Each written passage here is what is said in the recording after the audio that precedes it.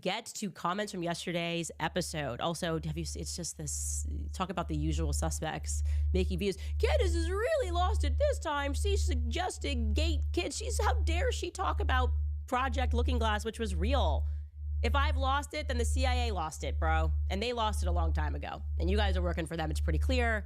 Of course, the CIA is hiding technology. How foolish would you have to be to think that they would allow us to learn technology with them? That's not how people who are hungry for power operate. Regarding the G.A.T.E program and any other child development program that's in schools for extraordinary students or gifted and talented students, there was this comment yesterday's episode. I have to read this. This was from Nika. Nika wrote, "Hey, Shannon, a tag G.A.T.E kid here, total memory blackout from ages 4 to 10, the exact years," because that was responding to a comment of somebody else who had a memory blackout being a part of this program. The exact years that I was at Fort Hood on base. Later 80s, early 90s, military brat. Dad was a doctor doing residency adjacent to a bio lab at the Army hospital. I wouldn't follow protocol as a kid after the program had skipped me a grade, etc.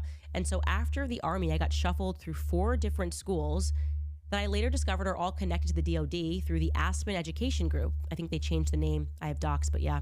And shell companies. I've gone through hell and back with loads of FOIAs to my name, just trying to figure out what happened to me at Turnabout Ranch in Escalante, Utah. New Horizons Academy, now closed for abuse in Marion, Indiana.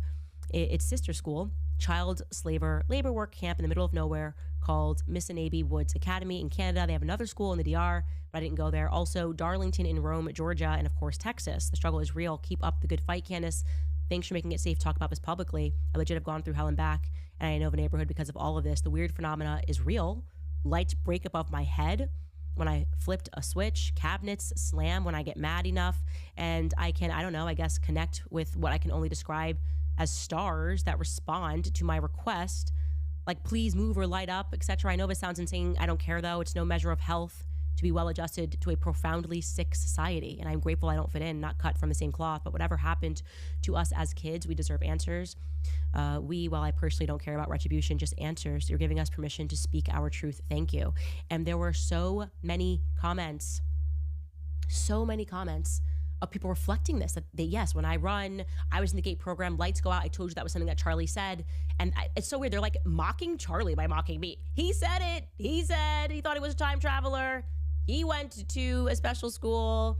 And yeah, it's very interesting that these programs existed. I honestly think I was spared. So interesting to hear you say if they wanted to transfer you to a special academy, because the same thing happened to me. I took the test. It was 3rd grade, I remember, and all the kids got their state test exams back, and mine was late, and I was sitting in Miss Balistreri's class. And then they brought my mom in, and they were like, Candace got a very high score on this, and we'd like to put her in what was called the Extraordinary Learners Program. And after being in a couple of these classes, they then said to my mom that we would like to pay for her to go all expenses to this academy, King Low Haywood private school. And my mom was like, well, you should go to this. This is an amazing opportunity. And then I started bursting out in tears, crying, being like, Mom, please don't make me go. We had just changed schools, elementary schools. And I was like, I just made new friends again. I do not want to make new friends. Essentially, I promise I will be an idiot. Just do not make me change schools. And I wonder, first off, I did. I then purposely was trying not to do the best. I still, was in AP honors classes, but I was kind of very reticent about school. And I do remember I still had to do the ELP program, but I remember us going on buses to separate schools. It's really interesting to think about what is the actual aim of these programs, probably to identify kids and make sure that if they are in any measure brilliant, and I'm not saying that I'm brilliant, I just happen to be in one of these programs, they probably want you to work for the government. They probably want to make sure that they can track you, and that is a totally sensible conclusion, especially if you read through the comments. Guys, you must. I feel like I could do a whole series on these programs now. I want to just investigate these programs. I think there are some, by the way, podcasts that are doing that. But yeah, it was just amazing to read your comments. People that talked about which DoD people came to meet with them, that they had to sit down with Army people, had to sit down with military people. It is all there. It is happening in the comment section. We need Brett Cooper back. That's what I'm saying. We need Brett Cooper to go deep in this comment section. I'd pay for that. Anyway, I will read some more comments from today's episode. Rachel writes, Satan